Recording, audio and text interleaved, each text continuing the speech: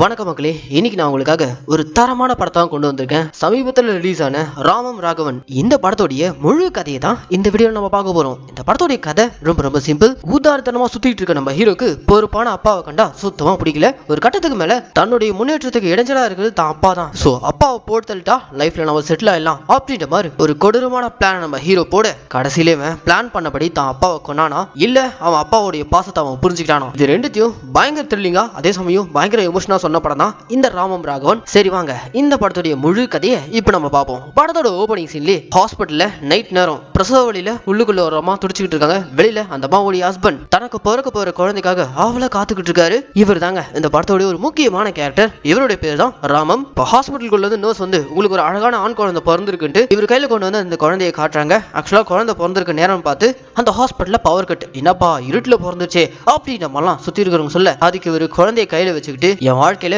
வெளிச்சத்தை கொண்டு வரவனே இவன் தான். சோ அதனால இன்னிலிருந்து இவன் ராகவன் நான் கூப்பிட போறேன் அப்படின்ற மாதிரி இந்த இடத்துல தான் குழந்தைக்கு பேரை வச்சு அவ்வளவு ஒரு பாசத்தோடு வளர்க்க ஆரம்பிக்கிறாரு.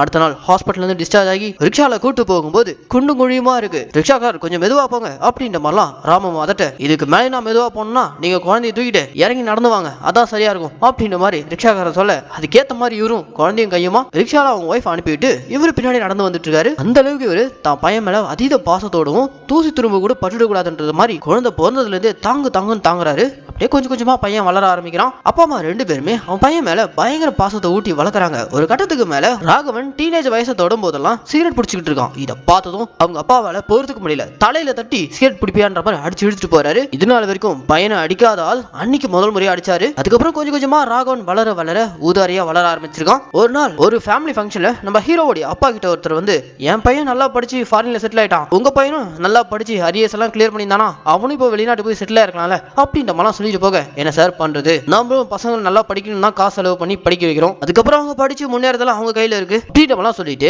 அங்க இருக்க அவங்க பையனையும் கூப்பிட்டு, டேய் உங்க கூட தானே அவருடைய பையனும் படிச்சான், அவன் இப்போ ஃபாரின்ல போய் செட்டில் ஆயிட்டான், ஆனா நீ ஒரு வேலைக்கும் உருப்படாம போகாம ஊதாத்தனமா சுத்திக்கிட்டு இருக்க, எனக்கு தாண்டா மாற போற அப்படின்ற மாதிரி கோபமா கத்த, எல்லாரும் எதற்கும் தன்னை அவமானப்படுத்திட்டாருன்ட்டு அந்த இடத்துல பையன் ராகவன் அவங்க அப்பாவை அவமானப்படுத்துற விதமா, என்ன பெத்து வளர்க்கறது எல்லாம் ஃபியூச்சர்ல நான் உங்களுக்கு காசு சம்பாரிச்சு கொடுப்பேன்ற ஒரு எதிர்பார்ப்போட தான் என்ன வளர்க்குறீங்களா, அப்போ இந்த பாசங்க எல்லாம் போய்தானா அப்படின்ற மாதிரி எல்லாரும் முன்னாடி இப்படி அசிங்கமா திட்டிட்டு ஹீரோ அங்க போக கற்பனா. அடுத்த சீன்ல காலையில நம்ம ஹீரோடைய அப்பா ஒரு பார்க்ல உட்காந்து பேப்பர் படிச்சுட்டு இருக்கும்போது ஹீரோடைய அப்பாவை சந்திக்கிறதுக்காக ஒருத்தர் தான் பொண்ணை கூட்டு வந்திருக்காரு. என்ன ஏதுன்னு கேட்டா, மாதிரி உங்க பையன் ப்ரொஃபைல பார்த்தோம், எங்களுக்கு பிடிச்சிருக்கு, எங்க பொண்ணு உங்க பையனை கட்டி கொடுக்கலான்னு இருக்கும் அப்படின்ற மாதிரிலாம் பொண்ணு கொடுக்கறதுக்காக வந்திருக்காரு. ஆனா அவர்கிட்டயே இவங்க அப்பா, என்ன நம்பிக்கையில என் பையனுக்கு நீங்க பொண்ணு கொடுக்க வந்திருக்கீங்க அப்படின்ற மாதிரி ஹீரோடைய அப்பா கேட்க, சார் உங்க பையன் சொல்லியிருக்கானே ஒரு நல்ல வேலையில இருக்கான், மாசானா 50,000 சம்பளம், இந்த சின்ன வயசுல லைஃப்ல செட்டில் ஆயிருக்கான், அது போதா அப்படின்ற மாதிரி கேட்க, ஏங்க அவன் என் பையங்க உங்ககிட்ட உருட்டுன்னு ஊட்டியிருக்கான், அவன் சொன்ன அந்த மாசம் 50,000 நான் சம்பாதிக்கிறேன், நான் தான் கவர்மெண்ட் எம்ப்ளாயி, என் பையன் இன்னமும் படிச்சு முடிச்சுட்டு ஊதார்த்தனமா தான் சுத்திக்கிட்டு இருக்கான், அவன் எந்த வேலை வெட்டிக்கும் போகிறது இல்ல,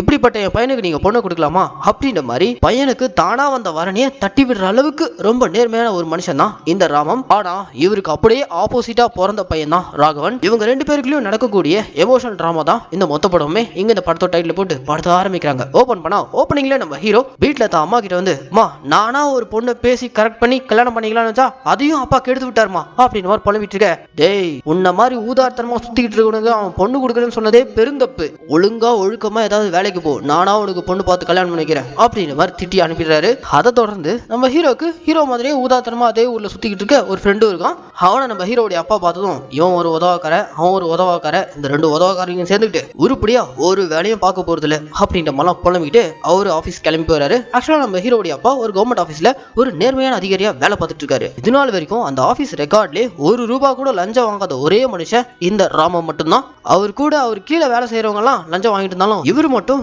நியாயம் நீதி நேர்மைன்ட்டு லஞ்சம் வாங்காம ஒரு வாழ்க்கையை வாழ்ந்துட்டு இருக்காரு. ஆனா இவருடைய பையனான ராகவன் அப்படியே டோட்டலா ஆப்போசிட், நேர்மையான முறையில வாழணுன்ற ஒரு துளி கூட எண்ணம் கிடையாது. குறுக்கு வழியில எப்படியாச்சும் பணம் சம்பாரிச்சணும். இவங்க கூட பாத்தீங்கன்னா நைட் டைம் அவன் ஃப்ரெண்டு கூட உட்காந்து சரக்கு அடிக்கிறதுக்காக தயாரா இருக்கும்போது அங்க இவனுக்கு க்ளோஸ் ஃப்ரெண்டா லாரி டிரைவரா தேவான்ற ஒரு அண்ணன் வராரு. அவர் தான் எப்பவும் இவனுக்கு சரக்கு சைடிஷ் எல்லாம் வாங்கிட்டு வருவாரு. ஆனா இன்னைக்கு சரக்கான பைசாவை நம்ம ஹீரோ கொடுத்தா அங்க அவன் ஃப்ரெண்டு கிட்ட சொல்லிட்டு இருக்கான். அதுக்கு ஹீரோடைய ஃப்ரெண்டு, வாய்ப்பே கிடையாது, இவங்க அப்பா ஒரு நாளைக்கு ₹20 கொடுக்கறதே பெரிய விஷயமாச்சே, வாங்கிட்டு வந்திருக்க சரக்கு சைடிஷ் எல்லாம் பார்த்தா குறைஞ்சது 4,000 ஆயிருக்குமே எப்படி. அதுக்கு நம்ம ஹீரோ ஒரு பிளாஷ்பேக். ஆக்சுவலா இவன் சீட் ஆட போயிருப்பான். இங்க போன இடத்துல ஒருத்தன் கூட மேட்ச் பிக்சிங் பண்ணி பேசி காசு அடிச்சுட்டு வந்திருப்பான். அந்த காசு வச்சுதான் இங்க பார்ட்டி பண்ணிட்டு இருக்காங்க. இதுல இந்த லாரி டிரைவர் என்ன தேவா இருக்கார்ல, அவரு நம்ம ஹீரோவும் ரொம்ப க்ளோஸ், கிட்டத்தட்ட அண்ணன் தம்பி மாதிரி. லாரி டிரைவர் தேவா தேவாக்கு ஒரே ஒரு லட்சியம் தான், அவருக்கு சொந்தமா ஒரு லாரி வாங்கி ஓட்டணும்ட்டு. அங்க ஹீரோ கேக்குறான், ஆனா ஒரு லாரி வாங்க எவ்வளவு ஆகும்? குறைஞ்சது 30-40 லட்சம் ஆகும்பா.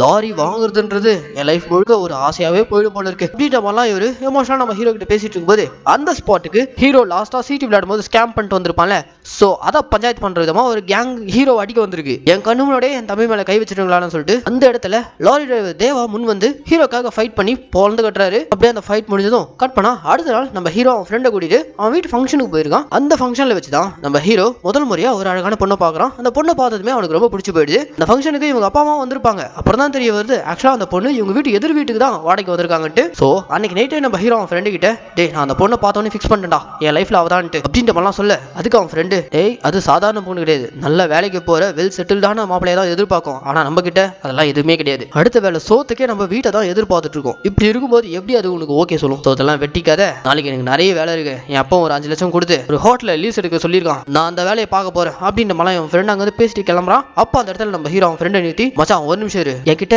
வேலை இல்லைன்னா தானே அந்த பொண்ணு ரிஜெக்ட் பண்ணும், நான் என் வீட்டுல கேட்டு 5 லட்ச ரூபா வாங்கிட்டு வரேன், நீ நானும் சேர்ந்து பிசினஸ் பண்ணுவோம் அப்படின்ற மாதிரி சொல்லிட்டு அடுத்த நாளே நம்ம ஹீரோ வீட்டுக்கு போயிட்டு அவங்க அம்மா மூலியமா அவங்க அப்பா கிட்ட பேச விட்டுருக்கான். இந்த மாதிரி அவன் பிசினஸ் பண்ண போறான்னா அதுக்கு ஒரு 5 lakhs வேணும்ன்ற மாதிரி கேட்கறான். பையனுக்கு இப்பதான் பொறுப்பு வந்திருக்கு, ஆடி போய் ஆவணி வந்து டாப்பா வருவான், நம்மளுடைய சொன்னலங்க, அவன் கேட்கற பணத்தை கொடுங்க, கண்டிப்பா நல்லா வருவான் அப்படின்ற மாதிரி ஹீரோக்காக அவங்க அம்மா போய் பேச அவங்க அப்பா ஹீரோவை மேல இங்கிலையும் பாக்குறாரு. ஓகே நாளைக்கு தரேன் அப்படின்னு சொல்லிட்டு இவருடைய பிஎஃப் பணத்துல இருந்து 5 lakhs எடுத்து ஹீரோ பிசினஸ் பண்ணி முன்னேறணும்னு சொல்லிட்டு கொடுத்து அனுப்ப அந்த 5 லட்ச ரூபா எடுத்துட்டு நம்ம ஹீரோ நேரா தான் ஃப்ரெண்டை பக்கத்துக்கு ரெஸ்டாரண்ட்டுக்கு வந்திருக்கான். அந்த ரெஸ்டாரண்ட்ல ஹீரோக்கு பக்கத்துலயே ஒருத்தன் குறுகுறுன்னு ஹீரோவே பார்த்துட்டு இருக்கான். இவன் பேக்ல வேற 5 lakhs கேஷோட உட்காந்துட்டு இருக்கான். ஒருத்தனா குறுகுறுன்னு பார்த்துட்டு இருக்கான். இது வேலைக்காகன்னு சொல்லிட்டு உடனே அவன் ஃப்ரெண்டு கால் பண்ணி, டேய் எங்க தான் வந்துட்டு இருக்க, கொஞ்சம் சீக்கிரமா அப்படின்ற மாதிரி கூப்பிட, தோதோ இருக்க இடத்த நோக்கி தான் வந்துட்டு இருக்கேன் அப்படின்ற மாதிரி அவன் ஃப்ரெண்டும் பேக்கும் கையுமா நேரா ஹீரோ இந்த ரெஸ்டாரண்ட்டுக்கு வந்தா ஹீரோ கையில பேக் இல்லாம ஒரு மாதிரி சோகமா ஓரமா உட்காந்துட்டு இருக்கான். டேய் என்னடாச்சு, பணம் எங்கடா போச்சுன்னு கேட்டா, கொஞ்ச நேரத்துக்கு முன்னாடி ஹீரோக்கு பக்கத்து டேபிள் இருந்த ஒருத்தன் குறுகுறுன்னு பார்த்துட்டுனால அவன் தான் பணத்தை அடிச்சிருப்பான்னு நம்ம நம்பியிருப்போம். ஆனா அதுதான் இங்க இல்ல. தலைவன் என்ன பண்ணிருக்கானா, அதே ரெஸ்டாரண்ட்ல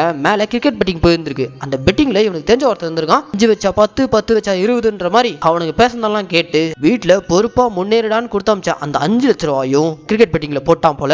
மொத்தமா நாமத்தை போட்டாங்க. 5 நிமிஷத்துல 5 லட்ச ரூபாயும் காலி பண்ணிட்டு அடுத்து என்ன பண்றதுன்னு தெரியாம முடிச்சுக்கிட்டு இருக்க பக்கம் ஃப்ரெண்டும் இவனை வாழ்க்கையில நீ எல்லாம் திருந்தவே மாட்டா, 5 லட்ச ரூபா 5 நிமிஷத்துல காலி பண்ணிட்டியாடா, இதுல பிசினஸ் பார்ட்னர் வேற, உன் கூட சேர்த்து நான் சுத்துறேன்னு அப்பனுக்கு தெரிஞ்சா சோத்துல விஷம் வச்சு என்ன போட்டு தள்ளுவான், நான் கிளம்புறேன் அப்படின்னு சொல்லிட்டு அவன் ஃப்ரெண்டும் அங்க கிளம்பி போக வீட்டுல என்ன பதில் சொல்றது தெரியாம அடுத்த சீன் நம்ம ஹீரோ பைக் எடுத்துட்டு வீட்டுக்கு போனா என்ட்ரன்ஸ்ல அவங்க அப்பா கேக்குறாரு, என்னப்பா பணத்தை கொடுத்துட்டியா? அதெல்லாம் கரெக்டா கொடுத்துட்டப்பா அப்படின்ற மாதிரி ஹீரோ சமாளிக்க, சரி அந்த ரிசிப்ட் கொடுப்பா அப்படின்ற மாதிரி ஹீரோடைய அப்பா கேட்க அந்த இடத்துல நம்ம ஹீரோ அவங்க அப்பா கிட்ட ஒரு பிட்ட போறான், அப்பா நீங்க என்ன நம்பிடுவீங்க, ஆனா என் ஃப்ரெண்டோடைய அப்பா இருக்காருல்ல அவர் என் ஃப்ரெண்டை சுத்தமா நம்ப மாட்டாரு, சோ அந்த ரிசிப்ட அவங்க அப்பா கிட்ட காட்டுறதுக்காக அவன் கொண்டு போயிருக்கான் அப்படின்ற மாதிரிலாம் சமாளிச்சுட்டே வீட்டுக்குள்ள வந்தா ஆல்ரெடி என் ஃப்ரெண்டு அவங்க அப்பா எல்லாம் வீட்டுக்கு வந்திருக்காங்க. சோ இவன் 5 லட்ச ரூபாவை கிரிக்கெட் பெட்டிங்ல போட்டு இழந்த விஷயம் வீட்டுக்கு தெரிஞ்சிச்சு போல. அங்க இவங்க வீட்டுல இவங்க ஃப்ரெண்டோடைய அப்பா ஹீரோடைய அப்பா கிட்ட, இந்த பாருங்க உங்க பையன் இனி என் பையன் கூட பேசக்கூடாது, அப்புறம் எங்க பையனும் உங்க பையன் மாதிரி கெட்டுடுவான் அப்படின்ற மாதிரிலாம் திட்டிட்டு போயிடுறாரு. அந்த இடத்துல ஹீரோடைய அப்பா ஹீரோவை பார்த்து பயங்கர எமோஷனா, 5-6 வருஷம் சேர்த்து வச்ச பணத்தை 5 நிமிஷத்துல காலி பண்ணிட்டு வந்துட்டல, இனி உனக்கு இந்த வீட்டுல இடம் கிடையாது, தயவு செஞ்சு வீட்டு விட்டு வெளில போ அப்படின்ற மாதிரி திட்டி அனுப்ப அடுத்து என்ன பண்றது தெரியாம வெளியில சோகமா நடந்து போயிட்டு இருக்கும்போது அப்போ ஒரு கார் கிராஸ் ஆகுது. அந்த காருக்குள்ள இருக்கிறவரு நம்ம ஹீரோவுடைய அப்பாவுடைய ஆபீஸ்ல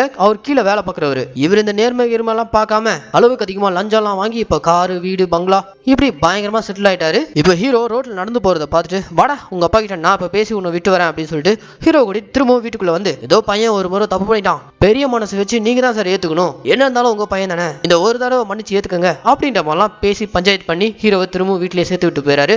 அடுத்த நாளே இவங்க அப்பா ஹீரோவை கூட்டிட்டு ஒரு பெட்ரோல் பங்க்கு போயிருக்காரு. எதுக்காகனா அந்த பங்க்லயே நம்ம ஹீரோக்கு ஒரு வேலையை வாங்கி கொடுக்கறதுக்காக தான். இங்க எனக்கு என்னப்பா வேலை அப்படின்ற மாதிரி நம்ம ஹீரோ ஆர்வமா கேட்க ஹீரோ கையில பெட்ரோல் பம்பை கொடுத்துறாங்க.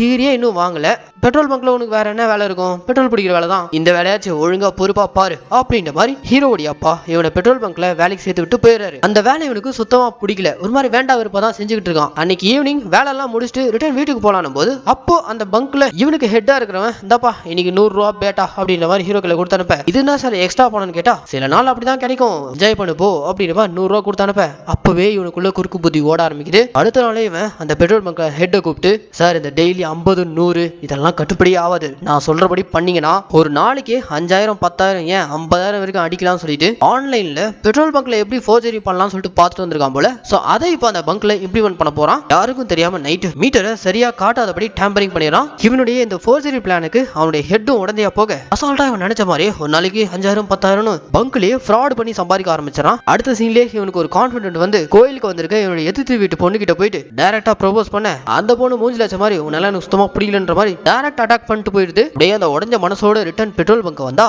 அங்க ஆல்ரெடி சில ஆபீசர்ஸ் எல்லாம் வந்து பங்க்ல வேலை பார்த்துட்டு இருக்க ஸ்டாஃப்ல இருந்து அந்த ஹெட் வரைக்கும் பிடிச்சி நிக்க வச்சிருக்காங்க. என்ன ஏதுன்னு கேட்டா இவங்க பண்ண அந்த ஃப்ராட் வேலை தெரிஞ்சிச்சு போல. ஏப்பா இங்க ராகவன் யாருப்பான்னு சொல்லிட்டு ஹீரோ தனியா கூப்பிட்டு நீ தான் அந்த ஃப்ராட் வேலைக்கெல்லாம் மாஸ்டர் பிளானா, அவனை இந்த கேஸுக்கு உள்ள தள்ளன 7 வருஷம் கம்பி எண்ணிட்டு தான் வரணும் அப்படின்ற மாதிரி மிரட்டினதும் ஹீரோ இப்போ அந்த ஆஃபீஸர் கிட்டே கெஞ்ச ஆரம்பிக்கிறான். சரி ஓகே 10 லட்ச ரூபாய் கொடுத்தா நாங்க கேஸ் கொடுக்காம போயிடும் அப்படின்ற மாதிரி அந்த ஆஃபீஸர் எல்லாம் மிரட்ட 10 லட்சத்துக்கு எங்க போகுதுன்னு சொல்லிட்டு யோசிச்சுட்டு இருந்த நம்ம ஹீரோ வேற வழியே இல்லாம ஆபீஸ்ல இருக்க 10 லட்ச ரூபாய் பணம் அதை 2 நாள்ல பேங்க்ல கட்டணும். அந்த பணத்தை கொடுத்து அப்போதைக்கு கேஸ்ல இருந்து தப்பிச்சு ஆபீசர் அனுப்பிடுறான். ஆனா அந்த பெட்ரோல் பங்கோடைய ஸ்டாஃப் ஹெட் இருக்கால அவன் ஹீரோ கூப்பிட்டு டேய் என்ன பண்ணியோ எனக்கு தெரியாது, 2 நாள்ல பேங்க்கு அந்த பணத்தை கட்டணும், இல்லனா அவ்வளவுதான் அவனுக்கு விஷயம் தெரிஞ்சு 2 பேரும் திரும்பவும் கம்பி எண்ண வேண்டியதான். சோ 10 லட்சம் எப்படியாச்சும் ஏற்பாடு பண்ற, இல்லனா நேரா அப்பா ஆபீஸ்க்கு போய் நீ பண்ண ஃப்ராட் தனத்தை எல்லாத்தையும் அப்பா கிட்ட சொல்றேன் அப்படின்ற மாதிரிலாம் இந்த ஹெட் மிரட்டிட்டு போக 10 லட்ச ரூபா 2 நாள்ல எப்படி புரட்டுதுன்னு சொல்லிட்டு யோசிச்சுட்டு அடுத்த சீன்லயே இந்த லாரி டிரைவர் தேவா கிட்ட தான் இந்த விஷயத்த சொல்லிட்டு இருக்கான். கூட இருக்கான் ஃப்ரெண்டா டேய் எங்க போனாலும் ஏதாவது ஒரு ஃப்ராட் வேலை பண்ணி இப்படி மாட்டிக்கிறேடா அப்படின்ற மாதிரி அவனும் ஒரு பக்கம் புலம்பிட்டு போக லாரி டிரைவர் தேவா இந்த லாரி மட்டும் என்னுடைய சொந்த லாரியா இருந்தா பேப்பரை ஃபினான்ஸ்ல வச்சாச்சு கொடுத்துருக்கலாம், சரி எனக்கு தெரிஞ்ச ஒரு ஃபினான்சியர் இருக்காரு அவரை போய் பாருன்னு சொல்லிட்டு அடுத்த நாளே அந்த ஊர்ல மீட்டர் வட்டிக்கு வட்டி விடுற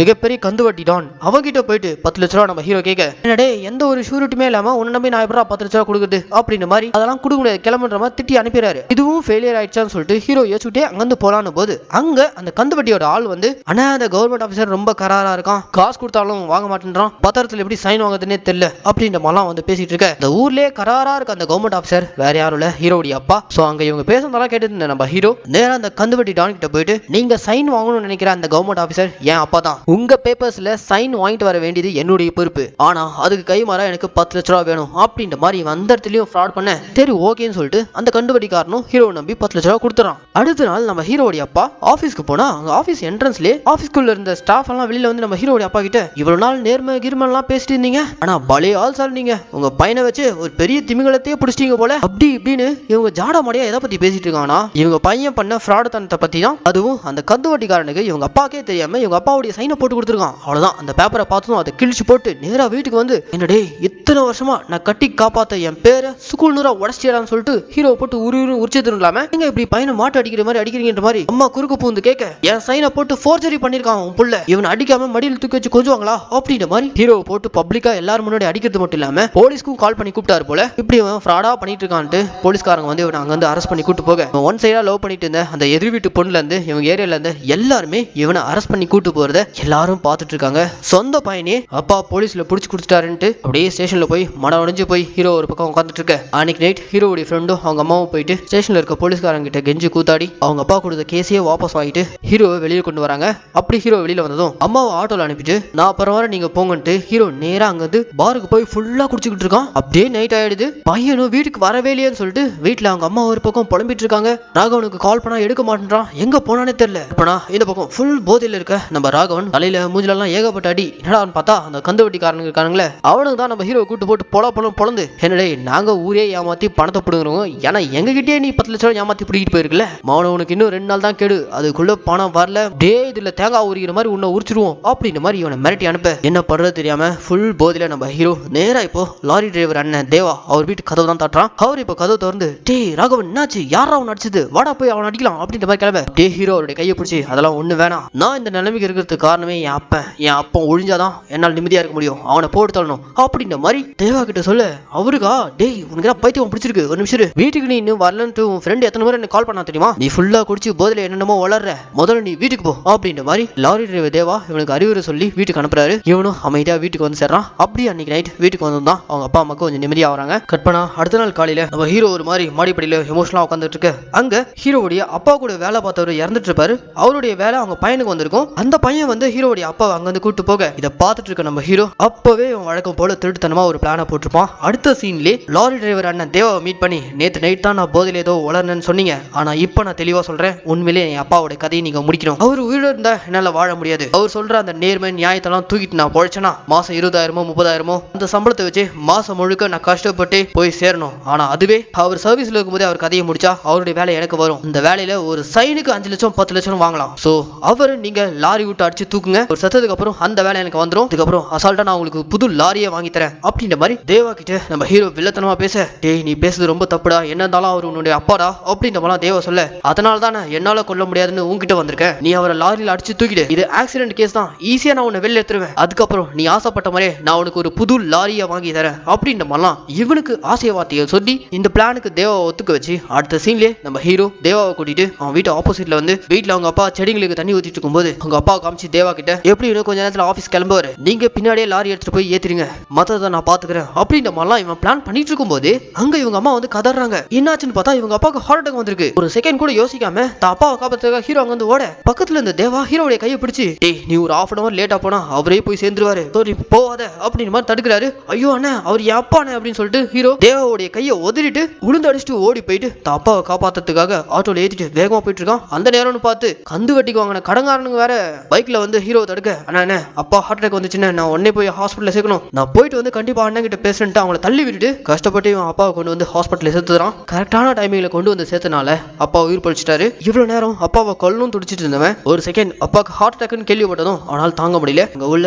தான் அப்பா கிட்ட போயிட்டு, அப்பா கவலைப்படாதீங்க, இனிமே நான் எல்லாத்தையும் பாத்துக்கிறேன் அப்படின்னு மாதிரி அவங்க அப்பாவுடைய கைகள் பிடிக்கிறான். அப்படியே கொஞ்சம் கொஞ்சமா இவங்க லைஃப்ல மாற்றங்கள் ஏற்படுது. அடுத்த சீன்ல நம்ம ஹீரோ அந்த கந்துவட்டிக்காரங்கிட்டே நேரடியா மீட் பண்ணி, ஆனா உங்க பணத்தை ஏமாத்திட்டான், எங்கேயும் ஓடி எல்லாம் ஒளிய மாட்டேன், கொஞ்சம் எனக்கு டைம் கொடுங்க, என் அப்பாவுக்கு ஹார்ட் அட்டாக் வந்துடுச்சு, அதனாலதான் அன்னைக்கு உங்க ஆளுங்க வரும்போது அவசர அவசரமா போக வேண்டியதா போயிடுச்சு, எனக்கு கொஞ்சம் டைம் கொடுங்க, கண்டிப்பா உங்க பணத்தை நான் செட்டில் பண்ணிடுவேன் அப்படின்ற மாதிரி சொல்ல, அந்த கந்துவட்டிக்காரனும் ஓகேன்னு அனுப்பிவிட பக்கத்துல இருக்க அவங்க ஆளுங்களாம், ஆனா என்னென்ன வழியை வந்தவனை போக விட்டீங்க, விடுறா போகட்டும், ஓடி ஒளிரவனா இருந்தா வந்திருக்க மாட்டான், நான் சொல்ற வரைக்கும் அவனை டிஸ்டர்ப் பண்ணாதீங்க, அவனா கண்டிப்பா பணத்தை கொண்டு வந்து கொடுப்பான் அப்படின்ற மாதிரி இந்த கந்துவட்டிக்காரன் பெருந்தன்மையா ஹீரோ விட்டுறான். அதுக்கப்புறம் நம்ம ரொம்ப பொறுப்பானவனா மாறிறான். அவங்க அப்பாவை அம்மாவை ரொம்ப கேர் எடுத்து பாத்துக்கிறான். பையன் அப்பா மேல காட்டுற அந்த பாசத்தை அவங்க அப்பாவும் புரிஞ்சுக்கிறாரு. ஒரு நாள் ஹீரோ வீட்டுல இல்லாதப்போ ஹீரோவுடைய அப்பா கூட கொலிகா வேலை பாக்குறாருல, அவருடைய பையனுக்கு மேரேஜ்னு சொல்லிட்டு இன்விடேஷனை கொண்டு வந்து வீட்டுல கொடுத்துட்டு போறாங்க. அந்த இன்விடேஷனை பார்த்து ஹீரோவுடைய அம்மா ஒரு மாதிரி எமோஷனா வராங்க. அதுக்கு காரணம் அந்த பத்திரிகையில அவங்க பையனுடைய பேர் இருந்துக்க வேண்டியதான். ஏன்னா ஃபர்ஸ்ட் ஒருத்தர் தானா முன் வந்து தான் பொண்ணு கொடுக்குன்னு சொன்னார்ல, அந்த பொண்ணுக்கு தான் இப்போ கல்யாணம் ஆக போகுது, நம்ம பையனுக்கு ஒரு கல்யாணம் பண்ணி பார்க்க முடியலையேன்னு சொல்லிட்டு அம்மா ஒரு பக்கம் எமோஷனாக அங்க ஹீரோவுடைய அப்பா அவங்க ஒய்ஃப் கிட்ட, கவலையே படாதமா, நம்ம பையனுக்கு ஊர்லயே நல்ல பொண்ணா பார்த்து ஊரே மெச்சர் அளவுக்கு ஜாம் நான் அவனுக்கு கல்யாணம் பண்ணி வைக்கிறேன், நீ கவலைப்படாத அப்படின்னு மாதிரி சமாதானப்படுத்துறாரு. அப்படியே கட் பண்ண இந்த பக்கம் நம்ம ஹீரோ திரும்பவும் லாரி டிரைவர் அண்ணன் தேவாவை மீட் பண்றதுக்காக போயிருக்கான். தேவா ஹீரோ பார்த்ததும் காண்டாவறாரு. ஹீரோ பார்த்ததும் மூஞ்சி திருப்பிக்கிறாரு. டேய் நான் பாட்டு சிவனேன்னு டிரைவர் வேலையை பார்த்துட்டு இருந்தேன்டா, எனக்குள்ள லாரி வாங்கணுன்றது வெறும் ஆசையா தான் இருந்துச்சு, ஆனா உங்க அப்பா போய் சேர்ந்தாருன்னா எனக்கு ஒரு புது லாரியே வாங்கி தரேன்னு சொல்லிட்டு அந்த ஆசையை நம்பிக்கையா மாத்தினேன், அதான்டா என்னால பொறுத்துக்க முடியல அப்படின்ற மாதிரி தேவா ஒரு பக்கம் டென்ஷன் ஆக, இங்கதான் நம்ம ஹீரோ ட்விஸ்ட் கொடுப்பானா, ஐயோ தேவான கொஞ்சம் பொறுமையாரு, நான் சொல்றதை கேளு, அன்னைக்கு மட்டும் என் அப்பா ஹார்ட் அட்டாக்ல போய் சேர்ந்துதானா இன்சூரன்ஸ் பணம் வெறும் 80 லட்சம் தான் வந்திருக்கும், அதுவே நீ லாரி அடிச்சு தூக்கி அவர் செத்து இருந்தாருனா ஆக்சிடென்ட் கிட்டத்தட்ட போட்டிருக்க பாலிசி படி 80 லட்சத்தோட சேர்த்து 1 கோடி ரூபா வந்திருக்கும், என் அப்பா சாவுல வரக்கூடிய 1 ரூபாய் கூட நான் விட மாட்டேன் அப்படின்ற மாதிரி இன்னமும் அதே வில்லத்தனமான ஒரு பிளானோட தான் இவன் பேசிட்டு இருக்கான். ஆக்சுவலா இவன் இன்னும் திருந்தல மாறலைங்க. ஹார்ட் அட்டாக்ல போய் சேர்ந்தா அதிக பணம் வராதுன்றதுக்காக தான் அப்போதைக்கு நம்ம ஹீரோ அவங்க அப்பாவுடைய உயிரை காப்பாத்திருப்பான். நான் சொல்லும் போது என் அப்பனை லாரி விட்டு அடிச்சு தூக்கி அப்படின்ற மாதிரிலாம் இங்க தேவா கிட்ட சொல்ல, இந்த இடத்துல தேவா நம்ம ஹீரோ பார்த்து, டேய் எனக்கு இப்போ உன்னை பார்த்தாலே பயமா இருக்குடா அப்படின்ற மாதிரி ஹீரோவுடைய பிளான் எல்லாம் கேட்டு அவரே ஒரு மாதிரி ஷாக் ஆயிராரு. ஷாக்கு கோர நான் சொல்லும் போது அடிச்சு தூக்கிடு அப்படின்ற மாதிரி இவங்க அப்பாவை கொள்ற அந்த பிளானை இன்னமும் எக்ஸிக்யூட் பண்ணுன்ற அந்த மைண்ட் செட்ல தான் ரிட்டர்ன் வீடு திரும்பி இருக்கான். அப்படி வீட்டுக்கு வந்தா ஹீரோ அப்பாவுடைய ஃப்ரெண்டோடைய பையனுக்கு கல்யாணம்ன்ற மாதிரி பத்திரிக்கை வச்சுட்டு போயிருக்காங்களே, அந்த பத்திரிகையை வேற நம்ம ஹீரோ பாத்துறான். அவ்வளவுதான் இன்னமும் டென்ஷன். இந்த கல்யாணத்துக்கு கண்டிப்பா ஃபேமிலியோட போவோம், அந்த டே தான் அப்பாக்கு சங்கூதர டேவா மாத்தணும்னு பிளான் பண்ணிட்டான். கட் பண்ணா அடுத்த சீன்ல கல்யாணத்துக்காக ஃபேமிலியா ரெடி ஆயிட்டு இருக்காங்க. நம்ம ஹீரோ லாரி டிரைவர் அண்ணன் தேவாவுக்கு கால் பண்ணி, அண்ணன் நாங்க இன்னும் கொஞ்ச நேரத்துல கல்யாணத்துக்கு கிளம்புவோம், நான் அம்மாவை எப்படியாச்சும் வீட்லயே இருக்க வைக்கிறேன், அப்பாவை மட்டும் தான் கல்யாணத்துக்கு நான் தனியா அனுப்ப போறேன், சோ நீயும் தயாராரு, பாதையில வச்சு அவருக்கு பாட கட்டிடு அப்படின்ற மாதிரி கால் பண்ணி இன்ஃபார்ம் பண்ணி தேவாவை பிளானை எக்ஸிக்யூட் பண்ண சொல்லிட்டு காலை கட் பண்ணதும் இந்த பக்கம் வீட்டுல இருக்க நம்ம ஹீரோ இந்த கல்யாணத்துக்கு போறதுல இருந்து தவிர்க்கணுன்றதுக்காக வேணும்னே இவன் கையை கதவுல போட்டு அடிச்சு கையை நசுக்கிக்கிறான். உடனே அப்பா அம்மா 2 பேரும் துடிச்சு போயிடறாங்க. கல்யாணத்துக்கு அப்புறம் கூட போய்க்கலாம், முதல்ல ஹாஸ்பிட்டல் போலாம் அப்படின்ற மாதிரி அவங்க அப்பா கதற, அதெல்லாம் ஒண்ணு வேணாப்பா, அவர் வீடு தேடி வந்து பத்திரிக்கை கொடுத்துருக்காரு, நான் அம்மாவை கூட்டிட்டு ஹாஸ்பிட்டல் போறேன், நீங்க கண்டிப்பா கல்யாணத்துக்கு போய் அட்டென்ட் பண்ணிட்டு வாங்கன்ட்டு அவங்க அப்பா அனுப்பி வைக்க, அவங்க அப்பா வெளியில வந்து முதல்ல அவருடைய ஸ்கூட்டரை ஸ்டார்ட் பண்ணி பாக்குறாரு. ஸ்கூட்டர் ஸ்டார்ட் ஆக மாட்டேங்குது. அப்பா நீங்க ஏன் வண்டி எடுத்துட்டு போங்கன்னு சொல்லிட்டு எக்காரணத்து கொண்டும் இன்னைக்கு அந்த பிளான் மிஸ் ஆயிடவே கூடாதுன்ட்டு அவங்க அப்பாவை இவன் வண்டியிலேயே அனுப்பி வைக்கிறான். அவரும் கல்யாணம் அட்டென்ட் பண்றதுக்காக கிளம்பிடுறாரு. அவரு போனதும் நம்ம ஹீரோ அவங்க அம்மா கிட்ட, அம்மா பெரிய அடியெல்லாம் இல்ல, ஜஸ்ட் ஐஸ் வச்சா சரியா போயிடும் அப்படின்னு சொல்லிட்டு அவன் அப்படியே வீட்லயே இருந்தான். அப்படியே வீட்டுக்குள்ள இருக்கும்போது இருக்கும்போது அவங்க அப்பாவுடைய பழைய டைரியை ஒன்று பார்க்குறான். அந்த டைரியில இவன் குழந்தையா இருக்கும்போது எடுத்த போட்டோ, கொஞ்சம் கொஞ்சமா வளர வளர எடுத்த போட்டோ, அது எல்லாத்தையுமே அவங்க அப்பா சேகரிச்சு வச்சிருக்காரு. அது போக தான் பையனை பத்தி இவர் அந்த டைரியிலும் சில குறிப்புகள் எழுதி வச்சிருக்காரு. முதல் முறையா இவங்க அப்பா ஹாஸ்பிட்டல்ல ராகவனை கையில வாங்கினது அவங்க அப்பா இவங்க பையனை வாழ்க்கையே மாத்தக்கூடிய ஒரு வெளிச்சமா தான் பார்த்துருந்துருக்காரு. ஆனா போக போக வளர வளர இவன் திசை மாறி போறதெல்லாம் நினைச்சு ரொம்பவே கஷ்டப்பட்டிருக்காரு. எப்படியாச்சும் என்னைக்காச்சும் ஒரு நாள் பையன் திருந்திடுவானான்னு சொல்லிட்டு ஏங்கி இருந்திருக்காரு. கடைசியா அப்பாவே போலீஸ்ல புடிச்சு கொடுத்தாருல, அன்னைக்கு நைட்டே ஸ்டேஷனுக்கு போயிட்டு இன்ஸ்பெக்டர் கிட்ட, சார் என் பையன் மேல கேஸ் எல்லாம் எதுவும் வேணாம், நான் ஜஸ்ட் உங்களை வச்சு மிரட்டணும் தான் பார்த்தேன், கேஸ் எல்லாம் போட்டா பையனோட எதிர்காலமே போயிடும்ட்டு பையனுக்காக இன்ஸ்பெக்டர் கிட்ட பேசிட்டு ஜஸ்ட் வார்ன் பண்ணி மட்டும் விட்டுடுங்க அப்படின்ற மாதிரிலாம் சொல்லிட்டு வந்தவரே இவங்க அப்பா தான். ஸோ அந்த அளவுக்கு இவரு இவங்க பையன் மேல பாசமா இருக்காரு. இது எல்லாமே இவன் டைரி படிக்கிறது மூலியமா தெரிய வந்ததும் உடனே இவன் டிரைவர் தேவாவுக்கு கால் பண்ணி அப்பாவை கொல்லாதீங்கன்னு சொல்ல போறான்னு பார்த்தா அங்கதான் இவன் இன்னொரு ட்விஸ்ட் கொடுக்குறான். ஆனா இப்பதான் என் அப்பாவோட டைரியை பார்த்தேன், அதுல என்ன பெத்து வளர்த்ததை பத்தி தான் எழுதிருக்கானே தவிர பணத்தை பத்தியோ சொத்து பத்தி எங்க இருக்கு அதை பத்தி எல்லாம் எதுவுமே எழுதல. சோ அந்த டைரினாலையும் ஒரு யூஸும் இல்ல, என் அப்பனாலையும் எனக்கு ஒரு யூஸும் இல்ல, முதல்ல அவனை போட்டு தள்ளிடு அப்படின்ற மாதிரி இன்னமும் அதே போட்டு தள்ளுற மைண்ட் செட்லயே கால் பண்ணி தேவா கிட்ட இன்ஃபார்ம் பண்ணதும் அவரும் இப்போ லாரி எடுக்க தயாரா இருக்காரு. இந்த நேரம்னு பார்த்து அவங்க ஓனர் வேற கால் பண்ணிட்டே இருக்கான். டேய் லாரி வச்சு என்ன பண்ணிட்டு இருக்க, சீக்கிரம் கிளம்பிவா அப்படின்ற மாதிரி ஓனர் வேற கூப்பிட்டுட்டே இருக்கான். இந்த ஆள் வேற சும்மா டார்ச்சர் பண்ணான்னு சொல்லிட்டு இவரு ஒரு கட்டத்துக்கு மேல கடுப்பாயி போனை சுவிச் ஆஃப் பண்ணி வச்சிருக்காரு. இந்த பக்கம் ஹீரோடைய அப்பா கல்யாணத்தை அட்டன் பண்ணிட்டு ரிட்டர்ன் பைக் எடுத்துட்டு அங்க இருந்து கிளம்ப அதே வழியா லாரி டிரைவர் தேவா அவரும் இவர் ஆக்சிடென்ட் பண்றதுக்காக லாரி எடுத்துட்டு வந்துட்டு இருக்காரு. கட் பண்ணா இந்த பக்கம் வீட்டுக்கு நம்ம ஹீரோ மாடியில போய் தம் அடிக்கலாம்னு சொல்லிட்டு தம் பாக்கெட்டை ஓபன் பண்ணா அதுக்குள்ள ஒரு லெட்டர் இருக்கு. அந்த லெட்டர் இவங்க அப்பா தான் எழுதி வச்சிருக்காரு. அதை அப்படியே பிரிச்சு படிக்க படிக்க இங்கதான் இவங்க அப்பா இவனுக்கு ஒரு பெரிய ட்விஸ்ட் கொடுத்துருக்காரு. ஆக்சுவலா லாஸ்ட் நைட் இவன் டிரைவருக்கு கால் பண்ணி அப்பாவை போட்டு தள்ளணும்னு பேசிட்டு இருந்தது எல்லாத்தையுமே அவங்க அப்பா கேட்டாரு. அதுக்கப்புறம் தான் இவன் அந்த லெட்டரே எழுதியிருக்காரு. நீ ஏதோ பொறுப்பு இல்லாம இருக்க, உதாரணமா சுத்திட்டு இருக்கேன்னு தான் நம்பிட்டு இருந்தேன், ஆனா கடைசியில என்னையே கொல்ற அளவுக்கு போயிட்டு எனக்கு புரியுது, நான் செத்ததுக்கு அப்புறம் உனக்கு ஏதோ ஒரு நல்லது நடக்குதுன்னா அதை நான் தாராளமா ஏத்துக்கிறேன், நான் சம்பாதிச்ச சம்பாத்தியம் எல்லாம் உனக்கு தான் மகனே, நீ போட்ட பிளான் படி நான் செத்ததுக்கு அப்புறம் என்னுடைய வேலை உனக்கு வந்தாலும் தயவு செஞ்சு அந்த வேலைக்கு போயிட்டு லஞ்சம்னு மட்டும் ₹1 வாங்கிடாதரா, நேர்மையா வாழ பழகிக்கோ, நீ ஆசைப்பட்ட மாதிரியே நான் போய் சேர்ந்துடுறேன் அப்படின்ற மாதிரிலாம் இவர் எமோஷனா எழுதி வச்சிட்டு இருக்காரு. அவ்வளவுதான், இதை பார்த்ததும் ஹீரோவால தாங்க முடியல. உடனே இவன் டிரைவருக்கு கால் பண்ணி அப்பாவை ஆக்சிடென்ட் பண்றதை ஸ்டாப் பண்ணலாம் சொன்னா அவர் தான் ஆல்ரெடி சுவிச் ஆஃப் பண்ணிட்டாரு. அப்பாவுக்கு கால் பண்ணலான்னு பார்த்தா அப்பாவோட போன் வீட்டுல கீழே ரிங் அடிக்குது. என்னடான்னு பார்த்தா போகும்போது இவங்க அப்பா போனை வீட்லயே வச்சுட்டு போயிருக்காரு போல. அந்த போன் வால் பேப்பர்லயும் இவன் சின்ன வயசுல இவனும் அப்பாவும் ஒன்னா எடுத்துட்டு அந்த போட்டோ தான் வச்சிருக்காரு. கடைசி வரைக்கும் அப்பா தான் மேல வச்சிருக்க அந்த பாசத்தை நம்மளால புரிஞ்சுக்காமலே போயிட்டோமே சொல்லிட்டு அந்த இடத்துல உடஞ்சு போய் நம்ம ஹீரோ அப்பா கல்யாணத்துக்கு போனார்ல அவருடைய ஃப்ரெண்டுக்கு கால் பண்ணி அப்பா அங்க இருந்தா போனை கொடுங்க அப்படின்ற மாதிரி கேட்க, இல்லையப்பா உங்க அப்பா கிளம்பி ஒரு 10 நிமிஷம் இருக்குமே அப்படின்ற மாதிரி அவரும் சொல்ல, உடனே நம்ம ஹீரோ உளுந்தடிச்சுட்டு வெளில ஓடி வந்து உங்க அப்பாவுடைய ஸ்கூட்டரை ஸ்டார்ட் பண்றான். ஸ்டார்டே ஆக மாட்டேங்குது. ரொம்ப கஷ்டப்பட்டு உதச்சு ஒரு வழியா அந்த ஸ்கூட்டரை ஸ்டார்ட் பண்ணிட்டு வேகமா தான் அப்பாவை காப்பாத்துறதுக்காக போயிட்டு இருக்கான். அப்படி போயிட்டு இருக்கும்போது திடீர்னு ஒரு இடத்துல ஆக்சிடென்ட் ஆகி இவன் பொத்துன்னு கீழே விழுந்து கை கால் தலையிலால ஏகப்பட்ட அடியோட தான் அப்பாவை காப்பாத்துறதுக்காக வேகமா ஓடிட்டு இருக்கும்போது அந்த வழியா ரோந்து பணியில இருந்த போலீஸ் இப்போ வந்து உடம்பு ஃபுல்லா ரத்த காயத்தோட இருக்க ஹீரோவை பார்த்து, யார் நீ, முதல்ல வண்டியில ஏறு அப்படின்ற மாதிரி ஹீரோ ஏத்திட்டு அங்க வந்து போயிறாங்க. அப்படி போயிட்டு இருக்கும்போது ஒரு இடத்துல ஆக்சிடென்ட் கேஸ், 60 வயசு மதிக்கத்தக்க ஒரு நபர் ஆக்சிடென்ட் ஆகி கீழே விழுந்து இறந்து கிடக்கிறாரு அப்படின்ற மாதிரி அந்த ஸ்பாட் கூட்டு போயிருக்காங்க. அங்க கீழே பாடியா இருக்கிறவர் பார்த்துட்டு அது என்னுடைய அப்பாவா இருக்கக்கூடாது அப்படின்ற மாதிரி ஹீரோ வேண்டிக்கிட்டே போனா இவன் வேண்டுதல் கடவுளுக்கு கேட்டுச்சு போல. எஸ், அங்க ஆக்சிடென்ட்ல இறந்து போனது இவனுடைய அப்பா இல்ல. ஆனா அங்க போலீஸ்காரங்க வந்து உன்னுடைய அப்பா பேர் ராமமா, உடனே கவர்மெண்ட் ஹாஸ்பிட்டல் கூட்டு போகணும்னு சொல்லிட்டு கூட்டு போறாங்க. போனா அங்க ஹாஸ்பிட்டல்ல இவங்க அம்மாவும் ஃப்ரெண்டும் அழுதபடி உட்காந்துட்டு இருக்காங்க. என்னன்னு கேட்டா இவங்க அப்பாக்கு ஆக்சிடென்ட் ஆயிருக்கு, தலையில பயங்கரமா அடிபட்டு இருக்கான், டாக்டர்ஸ் எது கேட்டாலும் சொல்ல மாட்டேன்றாங்களாம். என்ன பண்றதுன்னே தெரியாம அவங்க அம்மா உடஞ்சு போய் உட்காந்துட்டு இருக்க. வெளியில நம்ம ஹீரோ அந்த லாரி டிரைவரை பாக்குறான். நேரா அவர்கிட்ட போயிட்டு ஏன்னா போனை சுவிச் ஆஃப் பண்ண அப்படின்ற மாதிரி ஹீரோ கேட்டுட்டு இருக்கும்போது அங்க டிரைவர் தேவா பிளாஷ்பேக் ஓபன் பண்றாரு. ஆக்சுவலா லாரி டிரைவர் தேவா லாரியை ஒரு ஓரமா நிறுத்திட்டு ஒரு மாதிரி டென்ஷன்ல உட்காந்துட்டு இருக்கும்போது ஹீரோடைய அப்பாவே நேரடியா தேவா கிட்ட போயிட்டு, என்னப்பா என்னதான் எதிர்பார்த்துட்டு இருக்கியா அப்படின்ற மாதிரி கேட்க, யார் நீங்க, உங்களை எதிர்பார்க்கணும் அப்படின்ற மாதிரி இவனும் என்னென்னவோ பேச சமாளிச்சிருக்கான். இல்லப்பா எனக்கு எல்லாமே தெரியும், என் பையன் பேசுனதால நான் கேட்டேன், என்ன ஆக்சிடென்ட் பண்றதுக்காக தான் நீங்க வெயிட் பண்ணிட்டு இருக்க அப்படின்ற மாதிரி ஹீரோடைய அப்பா கேட்டதும் உடனே தேவா குடுகுன்னு இறங்கி ஓடி வந்து, ஐயோ சார் என்ன மன்னிச்சிருங்க அப்படின்ற மாதிரி காலில் வந்து கதறி இருக்கான். நான் யாருப்பா உன்னை மன்னிக்கிறதுக்கு, என் பையன் ஏதோ என் மேல இருக்க கோவத்தில் தான் இந்த முடிவு எடுத்துறான்னு நான் நேற்று வரைக்கும் நினைச்சிட்டு இருந்தேன். ஆனா அவன் எடுத்தது அவனுக்கு நல்ல முடிவு தான். ஆனா நீங்க 2 பேரும் சேர்ந்து என்ன கொன்னீங்கன்னா நீங்க 2 பேரும் கொலகாரன் ஆயிடுவீங்கடா, வாழ்க்கையில நிம்மதியா இருக்க முடியாது. நான் செத்தா நீங்க 2 பேரும் ஆசைப்பட்ட மாதிரி செட்டில் ஆயிடுவீங்களே, நான் சாகணும் அவ்வளவுதானே, ஒன்னும் பிரச்சனை இல்லை. ஆனா என் பையன் கிட்ட சொல்லிட்டு அவன் போட்ட பிளான் விஷயம் அவங்க அம்மாவுக்கும் தெரியக்கூடாது, அவங்க அம்மாவை பத்திரமா பாத்துக்க சொல்லிட்டு ஹீரோவோடைய அப்பா அப்படியே ரோட் கிராஸ் பண்ற விதமா பின்னாடி போக இப்ப சடனா வந்த ஒரு லாரி மோதி கார் மேல அடிச்சு பொத்துன்னு போயிட்டு கீழே விழுந்திருக்காரு. இப்படிதான் அவருக்கு ஆக்சிடென்ட் ஏற்பட்டுச்சுன்ற மாதிரிலாம் டிரைவர் சொல்ல இதை கேட்டது நம்ம ஹீரோ பதறி அடிச்சுட்டு ஐசியூல இருக்க தான் அப்பா கிட்ட போயிட்டு பயங்கர எமோஷனா, கடைசி வரைக்குமே நான் உங்களை புரிஞ்சுக்காமலே போயிட்டேனப்பா, இங்க வீட்டுல பல செடிகளுக்கு தண்ணி ஊத்தி வளர்த்தீங்க, ஆனா உங்க காலடியிலே என்ன மாதிரி ஒரு கள்ளி செடி உருவாயிருக்கிறத பார்க்காம விட்டீங்களே, அப்பவே என்ன கலையோட பிடுங்கி எரிஞ்சிருந்தீங்கன்னா இந்த நிலைமைக்கு நீங்க போயிருக்க மாட்டீங்க, உங்க உயிரை கொடுத்து என்ன காப்பாத்தணும்னு நினைச்சீங்கல்ல, நீங்க தெய்வம்ப்பா. அதுக்கப்புறம் எதுவும் பேச போறது கிடையாது. நீங்க ரிட்டர்ன் ஊருக்குள்ள நடமாடும் போது ராகவனை நீங்க நல்லா வளர்த்திருக்கீங்கன்ற மாதிரி உங்க காதுபட பேசுவாங்க. அந்த அளவுக்கு நான் கண்டிப்பா உங்களுக்கு நல்ல பேர் எடுத்து கொடுப்போம்பா அப்படின்ற மாதிரிலாம் இவன் இந்த இடத்துல உண்மையிலே டோட்டலா மாறி பயங்கர எமோஷனா அப்பா கிட்ட பேசிட்டு இருக்கும்போது அங்க உள்ள ஒரு டாக்டர் வந்து, சார் இங்கெல்லாம் நீங்க அழுதுட்டு இப்படி பேசிட்டு இருக்க கூடாது, நாங்க பாடியை போஸ்ட்மார்ட்டம் பண்றதுக்கு அனுப்ப போறோம் அப்படின்ற மாதிரி அங்க இருந்து கூட்டு போறாங்க. அப்பதான் ரிவீல் ஆகுது ஆக்சுவலா இவங்க அப்பா இறந்து கிட்டத்தட்ட 2 hours மேல ஆகுதான். அவ்வளவுதான் நம்ம ஹீரோ டோட்டலா ஒரு பக்கம் உடஞ்சு அழ அப்படியே இவங்க அப்பாவை அங்க வந்து கொண்டு போயிறாங்க. கட் பண்ணா சில நாட்கள் கழிச்சு நம்ம ஹீரோக்கு அவங்க அப்பாவுடைய வேலையும் வந்துடுது. இவன் நினைச்ச மாதிரி இன்சூரன்ஸ் பணமும் மொத்தமா இவன் கைக்கு வந்துருச்சு. ஆனா இவனால நிம்மதியா இருக்க முடியல. ஸோ லாரி டிரைவர் அண்ணன் தேவாவை கூப்பிட்டு, அண்ணன் இந்த பணத்தெல்லாம் எடுத்துக்கோங்க, நீங்க ஆசைப்பட்ட மாதிரி லாரி வாங்கிக்கோங்க, என்னால இதுக்கு மேலேயும் இந்த குற்ற உணர்ச்சியோட வாழ முடியல, நான் என் அம்மா கிட்ட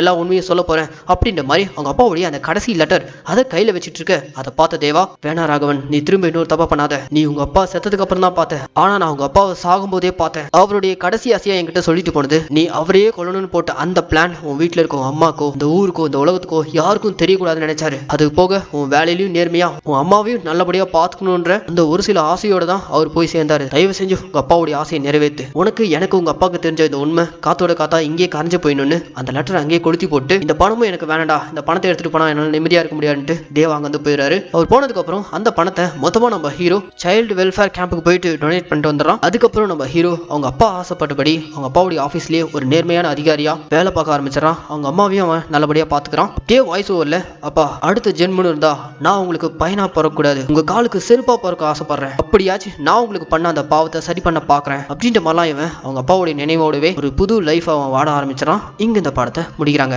ஏன்னா மக்களே, இந்த படத்துக்கு நான் கொடுத்த வாய்ஸ் ஓவர் கண்டிப்பா உங்களுக்கு பிடிக்கும் நான் நம்புறேன். இதே மாதிரி தொடர்ந்து நம்ம மினி தியேட்டர்ல படங்கள் பார்க்கணும்னு ஆசைப்பட்டீங்கன்னா மறக்காம நம்ம தமிழ் மினி தியேட்டரை சப்ஸ்கிரைப் பண்ணிக்கோங்க. கூடவே பெல் ஐக்கானையும் பிரஸ் பண்ணிக்கோங்க. அப்பதான் தினமும் நம்ம மினி தியேட்டர்ல ரிலீஸ் பண்ணக்கூடிய படங்கள்லாம் உங்க கைக்கு டைமுக்கு வந்து சேரும். அண்ட் இந்த வீடியோ உங்களுக்கு பிடிச்சிருந்துச்சுன்னா இந்த லைக், கமெண்ட், ஷேர் இதெல்லாம் மறக்காம பண்ணுங்க. இதே மாதிரி ஒரு சூப்பரான படத்தோட நான் உங்களை நாளைக்கு சந்திக்கிறேன். Tata, bye by.